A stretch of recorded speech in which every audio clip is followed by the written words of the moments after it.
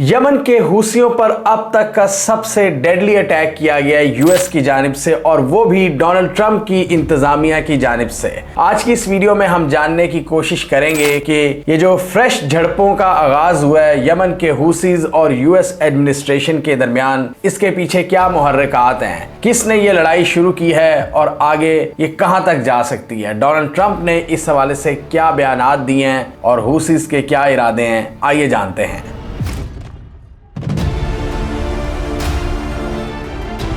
US forces ने ऐसी deadly air strikes की हैं जिसके नतीजे में अब तक की इतलात के मुताबिक 50 से जायद बंदा मारा जा चुका है और 100 से जायद जख्मी हैं लोग, और इसमें औरतों और बच्चों के भी हलाक होने की इतलात हैं। और उसके बाद हूसीज ने भी क्लेम किया कि हमने यूएस की वॉरशिप्स को निशाना बनाया है रेड सी के अंदर। जैसे ही हूसीज ने रिटेलिएशन की, यूनाइटेड स्टेट्स ने अगले ही दिन मजीद एयर स्ट्राइक्स कर डाली यमन के अंदर और मजीद लोगों को मारा। पहले 31 लोगों को इन्होंने मारा, उसके बाद 20 के करीब, और अब टोटल लोगों की तादाद 50 हो गई है। हूसीज के स्पोक्स पर्सन के मुताबिक हमने यूएस की जो हैरी ट्रूमैन एयरक्राफ्ट कैरियर है उसकी तरफ 18 मिसाइल्स दागे हैं और इसके आसपास यूएस वॉरशिप्स और नेवल वेसल्स को भी निशाना बनाया गया है। यूएस मिलिट्री के मुताबिक उन्होंने हूसीज की जानिब से आने वाले तमाम मिसाइल्स को इंटरसेप्ट कर लिया और उनको समंदर में ही मार गिराया। यूएस ऑफिशियल्स के मुताबिक उन्होंने तकरीबन 11 हूसीज ड्रोन को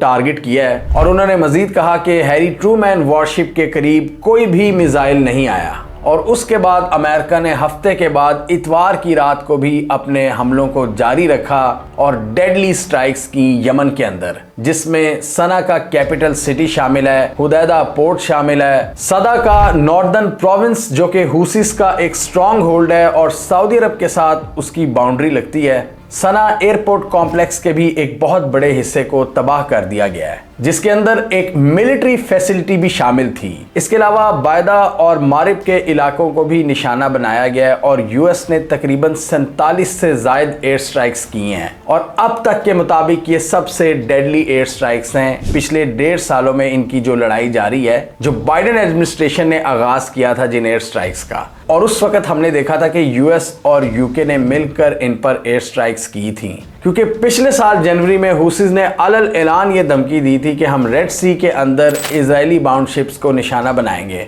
उसके बाद यूएस और यूके ने ज्वाइंटली इनको अटैक किया और उसके बाद इन्होंने यूके और यूएस की वॉरशिप्स और कमर्शियल शिप्स को भी निशाना बनाना शुरू कर दिया था हूसीज ने। और ये झड़पें काफी अरसे तक चली थी, हमने पूरा डिटेल में कवर किया था। यूएस के एनालिस्ट का तो यहां तक कहना था कि ये वर्ल्ड वॉर 2 के बाद सबसे बड़ी नेवल बैटल है। हूसीज के हमलों में पिछले साल सितंबर के बाद काफी स्लो डाउन हमने देखा था, इनकी कैपेबिलिटीज को काफी डेंट किया था यूएस ने। और इस साल जब गजा सीजफायर हुआ था जनवरी में, तो हूसीज ने भी अपने हमलों को बड़े पैमाने पर रोक दिया था। उनका मोमेंटम ऑलरेडी स्लो डाउन हो चुका था और जनवरी के बाद से लेकर अब तक कोई हमला नहीं किया गया था। लेकिन अभी रिसेंटली हूसीज के मुताबिक इजराइल ने फलस्तीन की जो ह्यूमैनिटेरियन असिस्टेंस को बंद किया है, फूड, मेडिसिन और दूसरी बेसिक सप्लाई लाइंस, उसके जवाब में हूसीज ने कहा है कि हम इन पर दोबारा हमले रिज्यूम करेंगे। और जैसे ही हूसीज ने ऐलान किया कि हम अपने हमलों को दोबारा रिज्यूम करेंगे,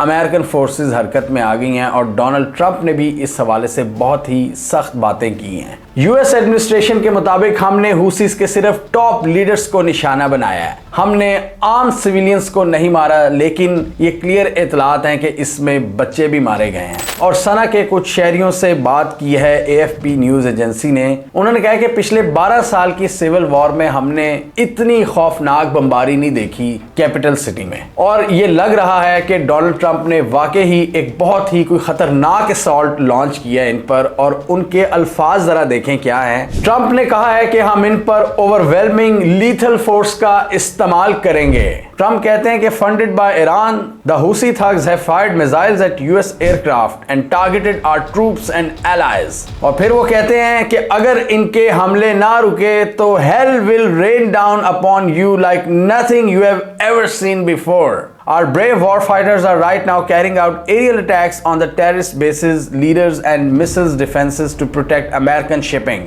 air and naval assets and to restore navigational freedom. इसके अलावा ट्रंप इंतजामिया ये भी नैरेटिव दे रही है कि इनके पीछे ईरान का हाथ है, ईरान को भी सबक सिखाना होगा। जबकि ईरान ने इस हवाले से रिस्पॉन्ड किया है और उन्होंने कहा है कि यमन के आम लोगों का कत्लेआम करना बंद कर दो, तुम हमारी फॉरेन पॉलिसी को डिक्टेट नहीं कर सकते। अमेरिका का ये स्टैंस होता है कि हम अपनी जो नेविगेशनल फ्रीडम है समंदरों के अंदर, उसमें किसी भी किस्म का कॉम्प्रोमाइज नहीं चाहते। अगर उनमें रुकावट डाली जाएगी तो हम उसको रिस्पॉन्ड करेंगे। हम दुनिया की सबसे बड़ी नेवल पावर है, तो किसी को कोई जुर्रत नहीं कि वो हमारी वॉरशिप्स या कमर्शियल शिप्स को निशाना बना सके। तो डोनाल्ड ट्रंप ने इसलिए इस तरह की मैसेजिंग दी है कि तुम्हारी जुर्रत कैसे हुई, तुम होते कौन हो। ट्रंप ने इनको दोबारा दहशतगर्दों की लिस्ट में भी ऐड कर दिया है, हुसीज को। यूएस के डिफेंस सेक्रेटरी पीटर हेग्सेथ का कहना है कि हमारा यमन की जंग से कोई ताल्लुक नहीं, यमन में सिविल वॉर होती है या नहीं ये हमारा सरोकार नहीं है, लेकिन अगर वो इंटरनेशनल ट्रेड रूट्स को निशाना बनाएंगे तो हम इनके पीछे जाएंगे। और वही बात वो करते हैं कि हमें समंदरों के अंदर फ्रीडम ऑफ नेविगेशन चाहिए, इसको कोई नहीं डिस्टर्ब कर सकता। और ईरान इनका मेन बैकर है। ईरान ने तो इसको काउंटर किया है अमेरिका के इस स्टेटमेंट को। हुसीज ने भी कहा है कि हम डिटर्ड नहीं होंगे, हम जवाबी हमले जारी रखेंगे, यूएस हमें पसपा नहीं कर सकता। इसमें एक चीज ये भी देखने वाली है जो हमने इस वीडियो में जिक्र किया था कि अभी रिसेंटली चाइना, ईरान और रशिया ने नेवल ड्रिल्स किए हैं इसी इलाके में, इससे थोड़ा सा दूर गल्फ ऑफ ओमान और पर्शियन गल्फ में। रेड सी का इलाका इससे थोड़ा सा दूर है, यहाँ पर ईरान ने मशकें की हैं। और इसके साथ ही हमने ये भी डिस्कस किया था कि ट्रंप ने एक लेटर सेंड किया है ईरानियन हुकूमत को कि हमसे न्यूक्लियर टॉक्स करें, जो कि ईरान ने धुतकार दिया ये कहकर कि हमें आप पर कोई भरोसा नहीं है, आपने पहले भी ये न्यूक्लियर डील तोड़ी थी और इस बार भी आपके इरादों का कुछ नहीं पता, आपके इरादे मुखलिस नहीं हैं, आप सिर्फ बुलिंग टैक्टिक्स का इस्तेमाल कर रहे हैं। अच्छा, इस हवाले से मार्को रूबियो ने एक इंटरेस्टिंग बात कही। यूएस के जो सेक्रेटरी ऑफ स्टेट है उन्होंने कहा कि मेरी रशिया के फॉरेन मिनिस्टर से भी इस हवाले से बातचीत हुई थी और हमने इन हमलों से पहले रशिया से भी कोऑर्डिनेट किया था। सर्जी लॉवरोव से मेरी बातचीत हुई थी फोन पर। हुसीज ने इस हमले को कंडेम किया और मजीद रिटेलिएशन का ऐलान किया है। उन्होंने कहा कि हम पसपा नहीं होने वाले। उन्होंने यूएस के साथ साथ यूके को भी लताड़ा है।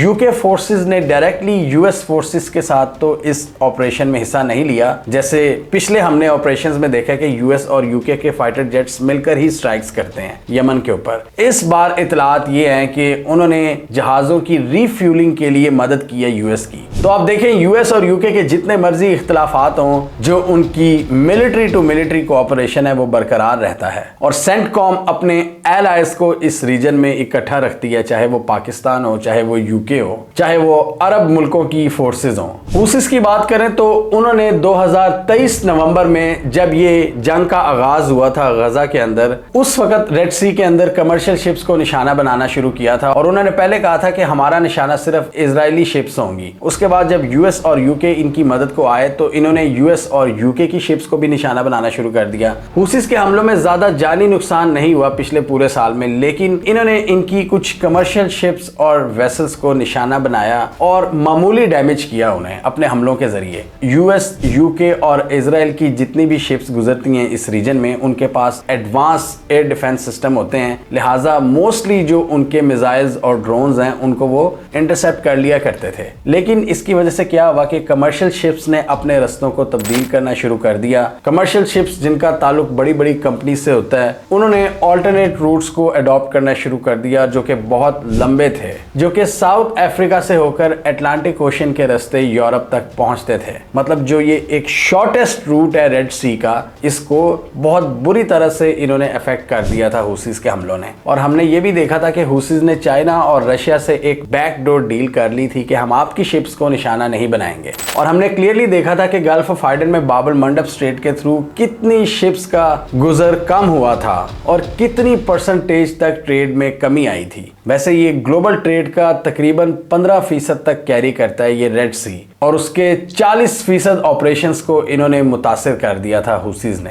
ये ट्रेड रूट अमेरिका और उनके जो रीजनल एलाइज हैं उनके लिए एक वाइटल ट्रेड रूट है, जैसे कि सऊदी अरब और गल्फ रियासतों की यूरोप के साथ जो ट्रेड होती है उसके लिए ये शॉर्टेस्ट रूट है। इसके अलावा इजिप्ट भी इस रूट से फायदा उठाता है सुएज कैनाल के जरिए। इजिप्ट के रेवेन्यूज में भी बहुत कमी देखी गई थी इन हमलों के बाद। हुसीज की मजीद बात करें तो पिछले 1-2 साल में वो अपने मुल्क के अंदर काफी इम्बोल्डन हुए हैं और बहुत से ऑपोजिशन ग्रुप्स ने उनकी सफ़ों को ज्वाइन किया है, क्योंकि उनका जो एक नैरेटिव है वो ये है कि हम मुसलमानों के साथी हैं, हम गज़ा के लोगों की मदद करने वाले हैं और इस्लाम के ट्रू सिपाही हैं। और इस नैरेटिव की वजह से बहुत से लोगों ने इनको ज्वाइन किया है और पॉलिटिकली यमन के अंदर इनकी पोजीशन बहुत मुस्तहकम हुई है। हुसीज अपने मुल्क के लोगों को ये बताते हैं कि देखो, हमने इजराइल के अगेंस्ट स्टैंड लिया है और इसकी वजह से यूएस और यूके हम पर अटैक्स कर रहे हैं। वो मासूम लोगों को निशाना बनाते हैं जो इनके फेलियर का सबूत है, वो ये बताते हैं अपनी अवाम को। और उनके मिलिट्री स्पोक्स पर्सन याया सारे हर दफ़ा बहुत ही डिटर्मिन्ड और पुरजोश नज़र आते हैं और वो कभी भी डिटर्ड नहीं लगते कि वो डर गए हों या बैकफुट पे चले गए हों। वो हमेशा ये कहते हैं कि हम रिटेलिएट करेंगे, हम अपने हमलों को जारी रखेंगे और इस बार भी उन्होंने यही कहा है। नो डाउट इस बार का जो हमला है उसका स्केल बहुत बड़ा था, बहुत बड़े पैमाने पर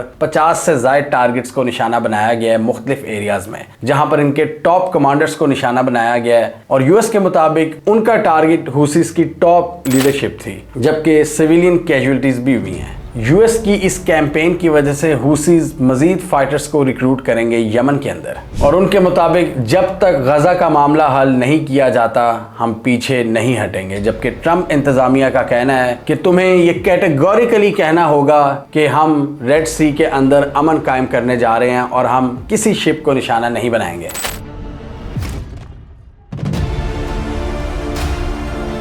क्या इजराइल का अगला निशाना यमन होगा और क्या यमन के अंदर हुसीस के कंट्रोल को चैलेंज करना इजराइल के लिए बहुत आसान होगा? ये बात तो क्लियर है कि सीरिया में बशारुल असद रजीम के गिरने के बाद अब जो एक्सिस ऑफ रेजिस्टेंस के मुखालिफ फोर्सेस हैं इस पूरे रीजन में वो काफ़ी ज़्यादा इम्बोल्डन हुई हैं और उनको एक कॉन्फिडेंस मिला है कि हम अब एक्सिस ऑफ रेजिस्टेंस को शिकस्त दे सकते हैं। एक्सिस ऑफ रेजिस्टेंस जिसको ईरान और ईरान का पासदाराने इनकलाब सपोर्ट करता है, ईरान की IRGC जो उनकी इस्टेब्लिशमेंट समझी जाती है, जो उनके सारे स्ट्रेटेजिक फैसले करती है ईरान के सुप्रीम लीडर के साथ मिलकर मुशावरत से।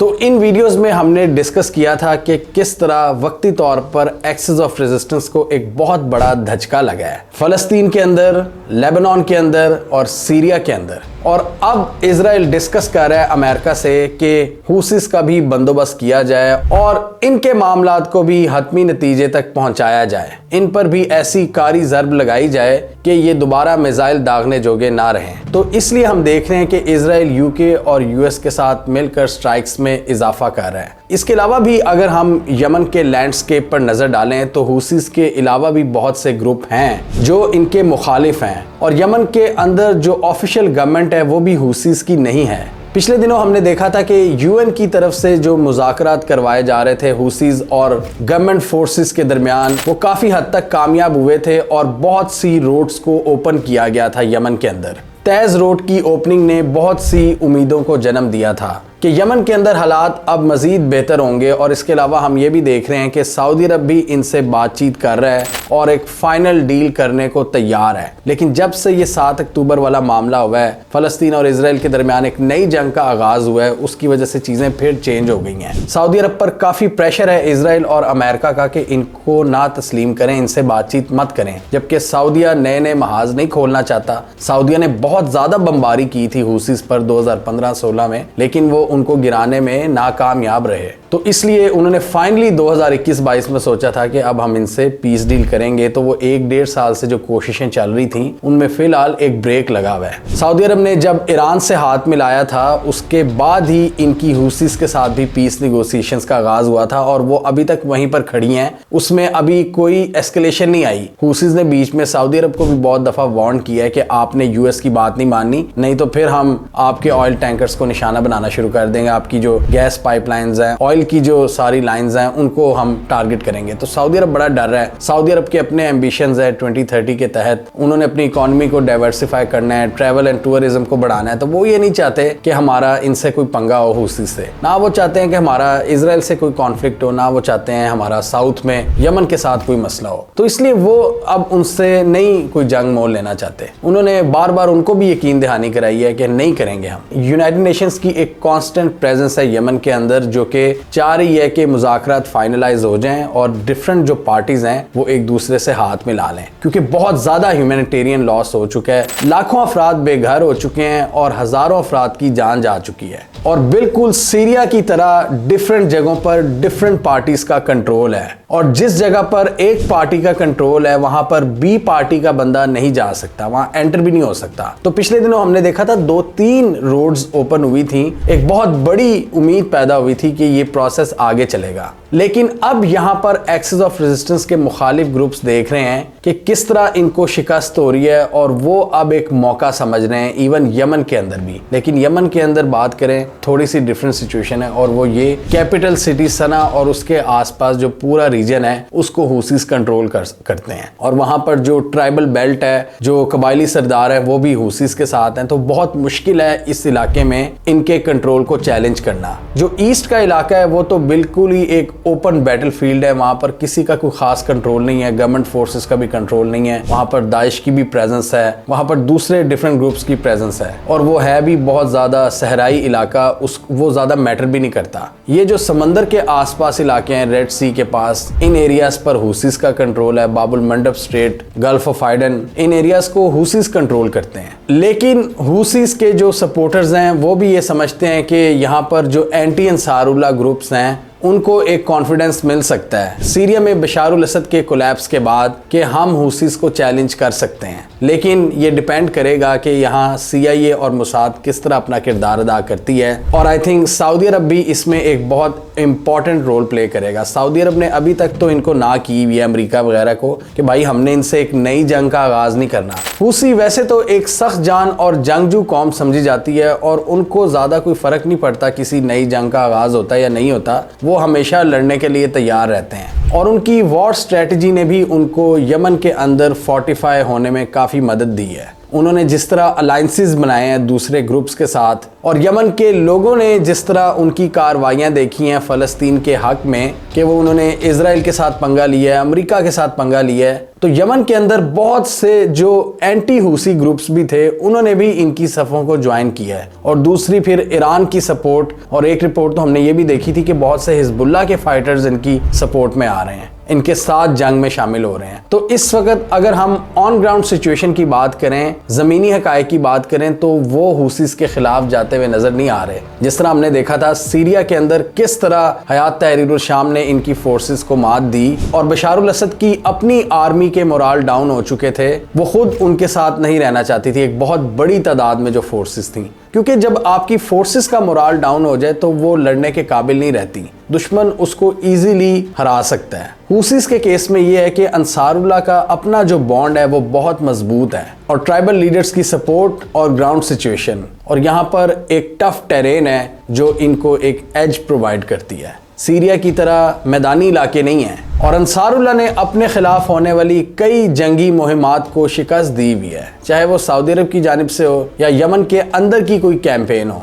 इसीलिए आप यमन का लैंडस्केप देखते हुए कह सकते हैं कि ऑन ग्राउंड सिचुएशन हुसीस के हक में नजर आती है, और उनको हराना काफ़ी मुश्किल है। यमन के अंदर ये सबसे मजबूत ग्रुप है जिसके पास सबसे ज़्यादा असलहा और सबसे बड़ी मैन पावर है। अब सवाल ये पैदा होता है कि यमन की जो ऑफिशियल हुकूमत है, क्या वो अपने इंटरनेशनल एलाइज के साथ मिलकर इनको चैलेंज कर पाएगी? यहाँ पर जैसे मैंने पहले कहा कि CIA और मुसाद का रोल बहुत इंपॉर्टेंट होगा। यहाँ पर अभी भी कुछ ऐसे ग्रुप्स हैं जिनको सऊदी अरब और UAE सपोर्ट कर रहे हैं, इनके अंदर पेनिट्रेट करके इनके खिलाफ कोई मुज़ाहमत तैयार की जा सकती है, और यहाँ पर इनको डिफरेंट ट्राइबल लीडर्स को भी खरीदना पड़ेगा, जो कि बहुत मुश्किल नज़र आता है, क्योंकि अंसारुल्लाह का अपना जो मीडिया है वो भी बड़ा तगड़ा है और उनका नैरेटिव बड़ा स्ट्रॉन्ग है, और यमन में जितने लोग भी इनको सपोर्ट करते हैं वो इनके इस नैरेटिव की वजह से सपोर्ट करते हैं कि ये बातिल कुव्वतों के खिलाफ लड़ रहे हैं और फ़लस्तीन के सेवियर्स हैं।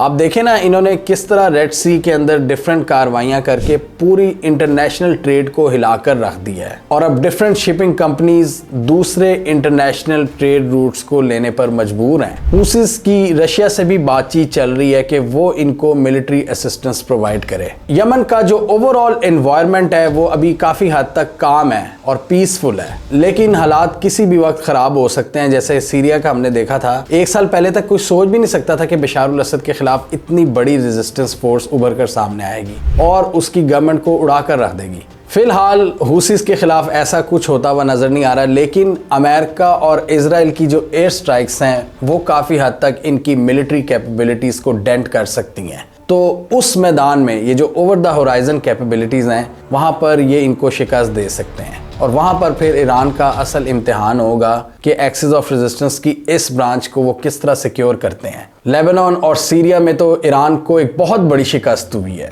यमन है ईरान का अगला इम्तिहान, और ना सिर्फ ईरान का बल्कि अंसारुल्लाह का भी। सीरिया के जाने के बाद एक्सिस ऑफ रेजिस्टेंस का एक की रूट इनके हाथ से निकल चुका है, जो ईरान, इराक और लेबनान के दरमियान वेपन ट्रांसफ़र के लिए एक प्लेटफॉर्म था। अब देखना यह है कि यमन का फ्यूचर किस तरह होता है। हमने सारी पॉसिबिलिटीज़ आपके सामने रखी हैं। हमें कमेंट सेक्शन में बताइए आपके ख्याल में हुसीज ने अभी रिसेंटली जो हमलों की रिजम्पशन का ऐलान किया है कि अब हम दोबारा हमलों को रिज्यूम करेंगे, क्या अमेरिका हुसीज की इस फ्रेश कैंपेन को काउंटर कर सकेगा इन हमलों के जरिए जो इन्होंने किए हैं, या हुसीज अपनी कार्रवाइयां रेड सी के अंदर जारी रखेंगे? और क्या आप ये समझते हैं कि डोनाल्ड ट्रंप इस बार बाइडेन इंतजामिया के मुकाबले में ज्यादा सख्त एक्शन लेंगे और ईरान को भी पनिश करेंगे हुसीज के इन एक्शंस की वजह से? आप क्या समझते हैं? कमेंट कीजिए। इसके अलावा हमारा यूट्यूब चैनल सब्सक्राइब कर लो, साथ ही वो बेल आइकन भी दबा लें ताकि वो स्टोरीज दुनिया भर से, पाकिस्तान से जिनकी मेन स्ट्रीम मीडिया पर प्रॉपर कवरेज नहीं होती, हमारे प्लेटफॉर्म के थ्रू आप तक टाइम पर पहुंच जाए।